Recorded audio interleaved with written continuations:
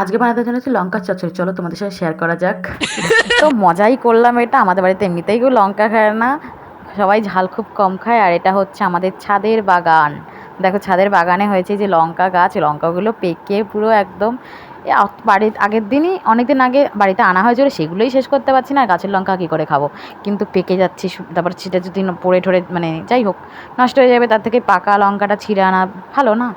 তা পুরো লাল হয়ে গেছে দেখো, ভিতরে ভিতরে হাত ঢুকিয়ে ঢুকিয়ে অনেক কষ্ট ধারে থেকে এই কটা লঙ্কা পেরেছি। আর এইগুলো দেখো গাছের বেগুন গাছ, তো কী সুন্দর দেখো বেগুন গাছ, ওখানে একটু তুলসী গাছ হয়েছে, ওই কোনায় টাইম ফুল গাছ, তারপর এটা হচ্ছে লেবু গাছ। তো গাছে অনেকগুলো লেবু ধরেছে, বাট একটু বড় হোক তারপর পারবো। তো এই কটা লঙ্কা ছিঁড়ে নিয়েছি এক মুঠো, আর লেবুগুলো ছিঁড়িনি, খুব সুন্দর লাগছিল লেবু গন্ধটা। তো একটু শেয়ার করলাম তোমাদের সাথে। তো এই হচ্ছে আমাদের ছাদের বাগান, দেখো পুরো এবার আমি নিচে যাব, নিচে গিয়ে স্নান করবো, পুজো টুজো দেবো। তো দেখা হচ্ছে নেক্সট ব্লগে। তো সবাই ততক্ষণ ভালো থেকো, সুস্থ থেকো, টাটা বাই।